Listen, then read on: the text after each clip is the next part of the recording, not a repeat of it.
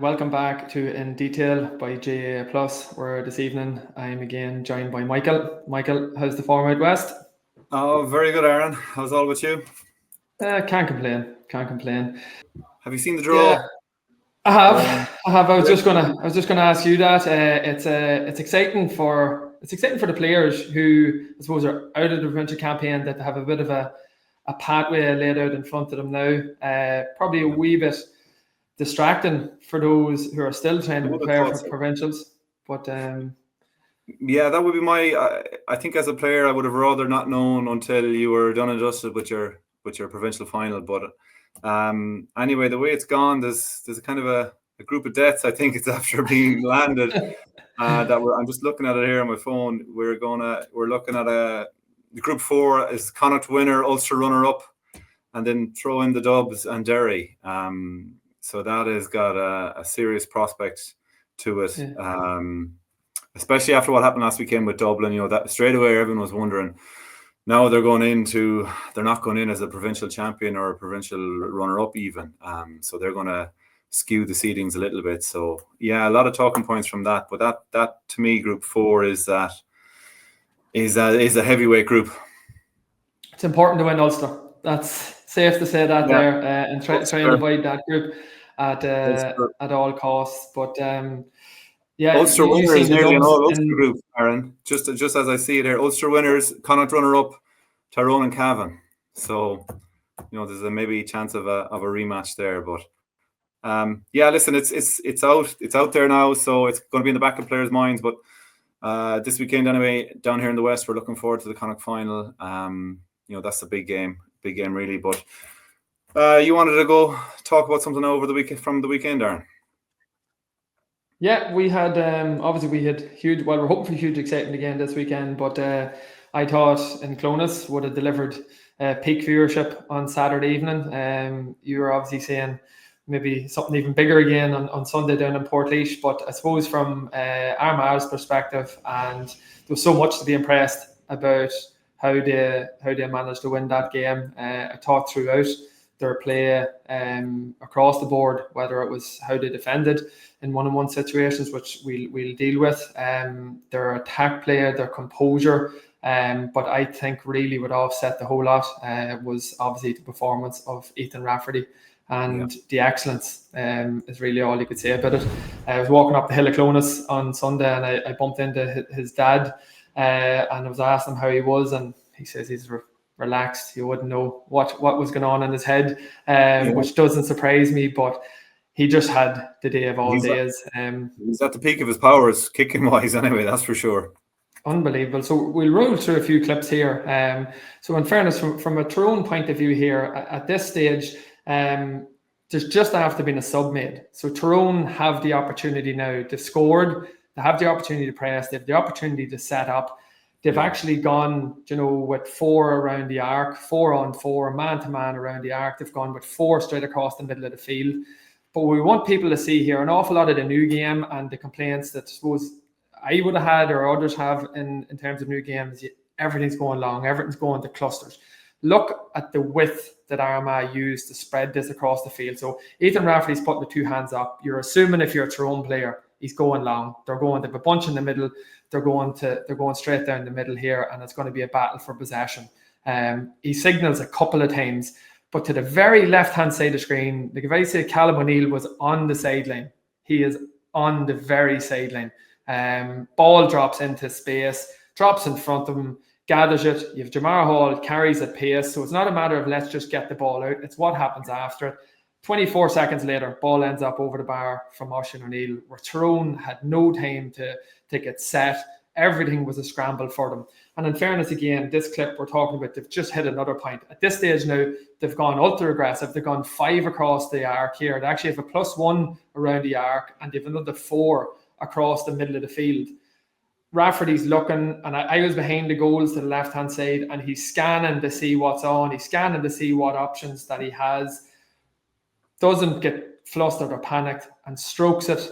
An unbelievable ball where the opposite side now, Mernon takes a position right on the whitewash on the sideline.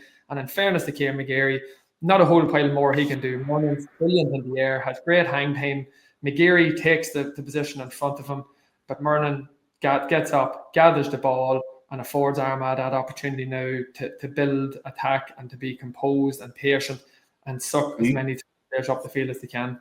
Yeah, it's a great kick. Like, to be fair, he has to spot the mismatch, because other than that, it is one of those more kind of 50-50 kicks compared to some of the other ones we're going to see. But that's a goalie like that is just thinking on his feet the whole time, and to be able to execute then, like, it's a dream, and he got it right the last day. He did. Like, in these new rules, for one pass to be intercepting an entire game is incredible. But it's the options that Armagh had and the positions they took Tyrone in. So, like, Tyrone were going ultra aggressive. They were trying to go zonally. This stage, they've gone man to man. But if you look at the number 4, 7 positions, it's absolutely cleared out. So Armagh are looking for a dink into that there corner. But in fairness, if you look out the screen from Ethan Rafferty's left-hand shoulder, the Tyrone players read this. Every one of them mark from the left-hand side. So they're all going to be the first person to break into what is obvious space. They're in a central channel. Rafferty's other real options then, once he sees them to the left, is, well, I'm either going to go long to where there is clusters and we might win a break. But just look at the movement again. So instead of having another 2 boys in the opposite of the field going, well, I'm not really part of this set play, this isn't anything to do with me, I'm not freeing up that space. You have Paddy Byrne starts on the very right-hand side and just drifts into the left, heading towards the arc. And you have Greg McCabe, who just comes running down the sideline. And in fairness, this again is more the brilliance of what Ethan does in terms of, again, I was there. He's running up and his body position is if he's going long with that to his right-hand side, to the middle of the field. And at the last second, he just hooks it off his foot to the right-hand corner. A nice wee delicate chip where that's why the Tyrone player didn't follow him then, because his body language was telling you he's going long. Yeah. There's no way he could clip it. Do that. He did, in fairness. Doing that, disguising that is a serious skill. Many's a man would probably dislocate a hip trying to do that, but because his body, he was lined up, facing out the pitch, but just to be able to have that control, just to pull last second and then to land it on a plate is exceptional. Again, I said it already. He's got he didn't use up all his ace cards in the one game. Yeah, no, I suppose we'll finish on this one here. So again, Tyrone have literally gone man to man every game. They've gone with a +1 between the 45-metre line and midfield to try and see if they can pick up a break or read where a ball is going to go. And if I tell you there's a gap of about 10 yards between the 2 first Tyrone players and the end of 45, that was about it. But Callum O'Neill, everyone comes out and looks for their own space. Callum O'Neill drifts to the middle of the field, turns and sees that pocket of space. And like I mentioned, I was on pitch side there for the durations. There's no screaming, roaring. There's nothing chaotic about Armagh as well. An awful lot of it had to be literally eye contact between Ethan Rafferty and the Armagh players in terms of how they were able to work these pockets of space. He was able to hit them and they were getting out almost on every occasion. So I suppose the massive learnings from this is the way the new rules come in. And I was one who was skeptical. I was thinking, geez, you can't win the ball easy here. Everything's going to a contest. Whenever you see the likes of this, you go right back to whenever Cluxton started pinging balls up to a sideline to Connolly and he's breaking them down and McCarthy's coming up the wing and that.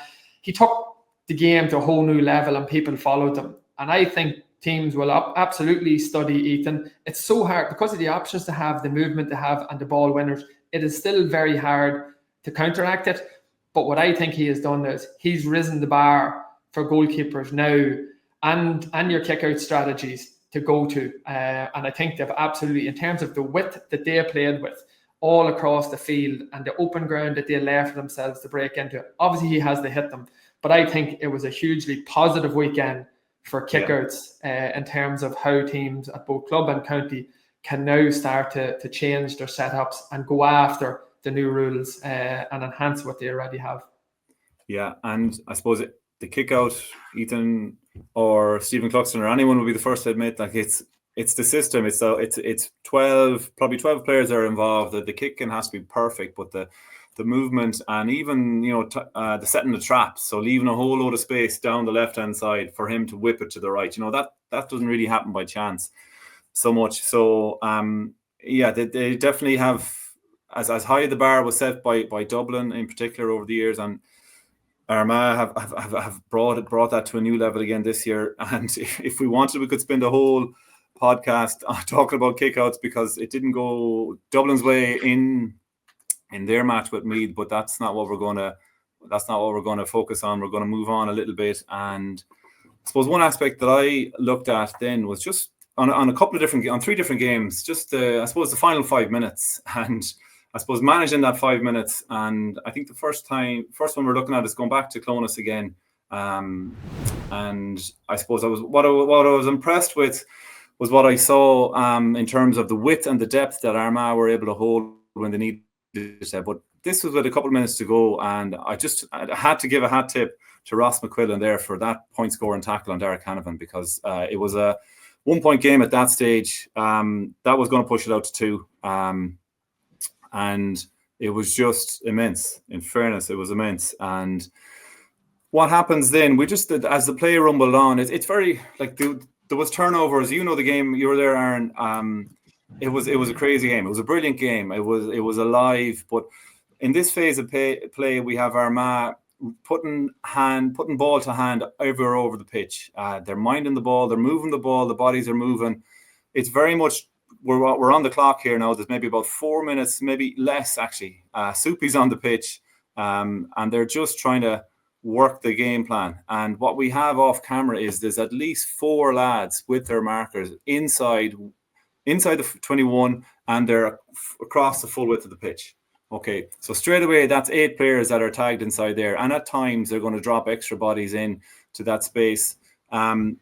Sorry, Michael, that's in contrast to Monaghan the week before, where we felt they lost a bit of patience, and anyone who went into the 21 kept constantly drifting out. And whenever they drift out, they're cutting out the spaces for these stepping one-on-one battles to create the point scoring opportunities. Exactly. But credit to the discipline shown by the Armagh players. There's the 4 lads inside, right? In a few seconds' time, there's going to be a fifth. So that's 10 players all tucked away neatly, but with and all with the aim of hollowing out between the 2 arcs, creating as much space for one-on-ones for Armagh to go at Tyrone player to go at a soft shoulder and get a shot away. And we just see that space is open. David, sorry, I've lost the name. David Goff. Yeah. We can see the only one occupying the space is David Goff. And if I was full forward in the Armagh team, I would probably asking him politely to move out of the way. But anyway, Soupy comes in. It's nearly a 2, but I suppose the distraction of the 2-point line, he didn't let it kick in. A 1-point score was massive at that stage. And it was all down to, I feel, that the width and the depth that Armagh afforded themselves in the attack. And, they turn over the kick out again here. They smell blood. And we see more of the same. The ball goes to hand. There's 5 lads going to be inside the full forward line again, and they get an opportunity, with a little bit of fortune, to see out the game with the free that they're about to win. But it's just that idea of keeping the ball moving, keeping it in hand, and minimizing the bodies around the arc in that scoring zone. Yeah, and the big one is, again, having been there, it was the clarity in what they were doing, not panicking. And for me, the big one is that fist pass from Rory Grugan. That is absolute perfection, where it's bounces, where Conor Turbot is just running directly onto it. How many times do you see someone fisting that ball and it's a yard behind you, it's at his ankles, it's over his head, he's having to check his run. If he had to check his run, Slays, but he's not getting his hands on that there ball. So it's only a delicate 15-metre pass or 10-metre pass, but perfection from Rory Grugan. And I won't say I was disappointed. I couldn't believe that they got the free in the end, and it was a gimme to someone of Rory's calibre. But I suppose it's everything that led up to it for the few minutes before that. I would have to agree that just the composure and the confidence that Armagh seen that game and turned around what looked like, I thought they were the better team throughout, and that's not saying it with a biased view. I just thought they played the better football. I thought everything seemed to flow that bit easier for them. But for them to be able to turn around that deficit, I don't believe that that's something that would have happened 12 months ago. So terrific turnaround from them. Yeah. Next game I looked at kind of in a similar fashion with, for the last 4 minutes, it's a draw game until Kieran McArdle kicks that, puts Louth 1 point up. So this was a nearly a perfect exhibition of control play by Louth. So the massive take by Tommy Dernan. They were just after going 1 point up. He pulls the kick out of the clouds, and credit to Louth. It was a ding dong battle, and Kildare had asked him a lot of questions in the first half, in particular, and never really let Louth away with it. But in this stage, where 3 minutes to go, Louth here give a great example of just managing the play, keeping the width. They have players inside again. They just move the ball around, and in fairness, it was an absorbing game. There's no doubt both teams were tired, but after about a minute's time, we're going to work our way around, and without being a sure thing, but Tommy Dernan gets on the ball here, and he kicks an absolute boomer of a 2-pointer to put 3 points in it to win the game for Louth. And you're thinking, wow, first thing is like fair play for taking it on. He obviously had ultimate, belief in himself to go there, because it was an absolute monster of a score. There's a minute and 30 seconds in the game, and what do Louth do? They win the kick out again. So Kildare cannot get on the ball. And everything is going well for Kildare. Everything is going well for Louth. They're seeing out the game.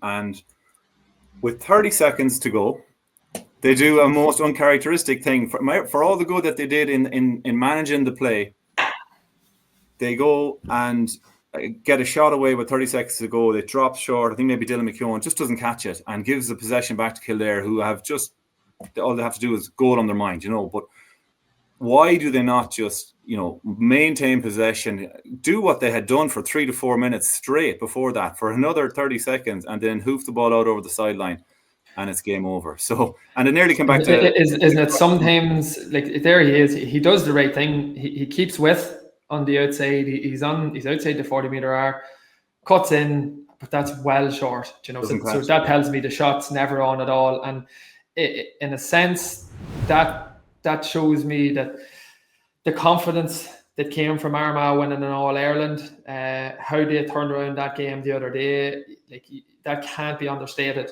in terms of what that has given them in those clutch moments to help see that out.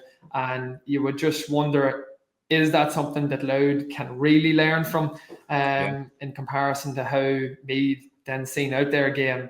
Like, Meath are playing against Dublin, the old foes, they're coming right back at them, but they didn't give them that sniff. They worked their final score, as you'll show as well, really well, and used possession brilliantly. Correct. And just a point on, I suppose we're all learning here, supporters, players, fans, everyone. But at the end of the game, the couple of 45s that Kildare had to try and score their goal, one thing, and it was mentioned in commentary, is so the 45 was kicked straight in, which kept the old square ball rule in play, where you cannot enter the square until the ball gets in there first. So what really should have happened to kind of create absolute carnage, in my view, is the 45 should have went short, and then it's if they want to drop it in, it's dropped in from play, so that once it leaves the boot, you can be right in there. But anyway, that's a side point. Craig Lennon, just again, we all learned a lot from Craig Lennon the last day.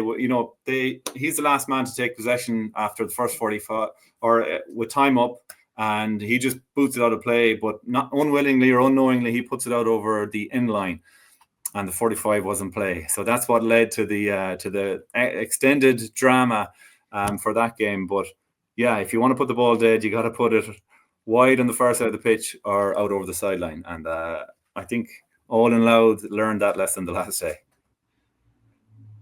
Yeah, luckily for them, it didn't come back to haunt. It was a valuable lesson that didn't take away a third Leinster final appearance in a row from them. But I suppose where that leads me to is their opponents now in the Leinster final. So that was Louth, obviously the first team to get in there. You're there yourself in Portlaoise. I was tuned in on GA Plus to see the action, and to be fair to Meath, the way they come out of the blocks, it's not even the matter that they had the wind advantage. It was the body language. It was the movement of the ball. It was the shot selection. Everything about them. You could tell they were a team that were really up for it and really well drilled.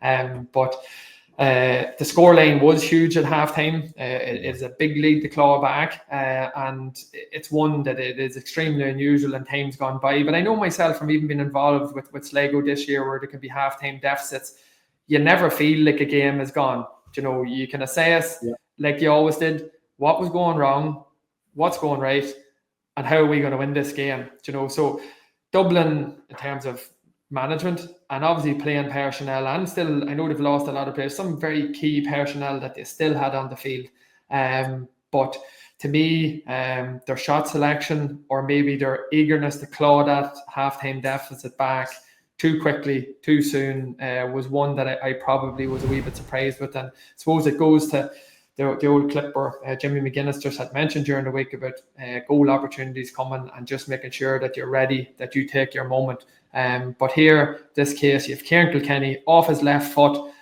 trying to force the 2 point, but just that wee bit more composure. You'd probably want nobody else in the ball other than Kieran in this situation, but he's going for a 2-pointer off his left foot, where if you look on the inside lane, 2v2, and no cover and defence back in there at all. This case again, we have Tom Lahiff, a wee safe pass down the wing to Paddy Small, but look what's happening in the inside lane.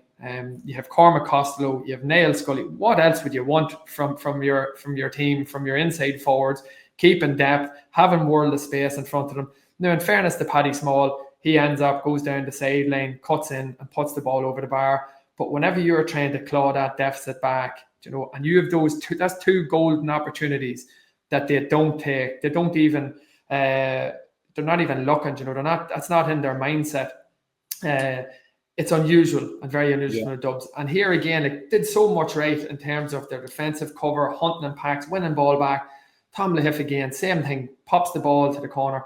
And at this stage, you're looking at 112 to 21 points, 15 minutes to go. The last thing any Meath player, any Meath supporter wants to see is Con O'Callaghan in a one-on-one situation straight in front of the goals. But Tom, same thing, just looks to the corner, simple pop pass to Paddy Small. That's fine. Paddy Small gets the ball, he wins it, he beats his man and he puts it over the bar. But it's not too often in this new game, and an awful lot of talking about goals drying up and too many 2-point scores. That case there, Con O'Callaghan's one-on-one in front of goals, you're giving him the ball. The difference in mindset, a killer mindset to me, is Con O'Callaghan here. Another unbelievable turnover, hunting in packs, but look what Con O'Callaghan does as soon as they win that. Turns and goes.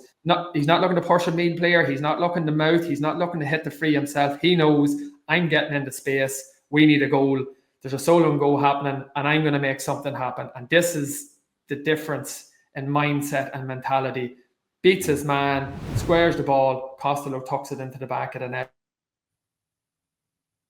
So that's something that probably whenever Dublin do their video review this week, they'll be extremely annoyed with, that there was opportunities that were there. Their full forwards kept their depth. There was space in front of them, but that killer mindset wasn't there. Whether it was, again, I suppose the game is absolutely evolving, and it's evolving nearly on a weekly basis in terms of these new rules. It will evolve in terms of the kickouts we spoke about.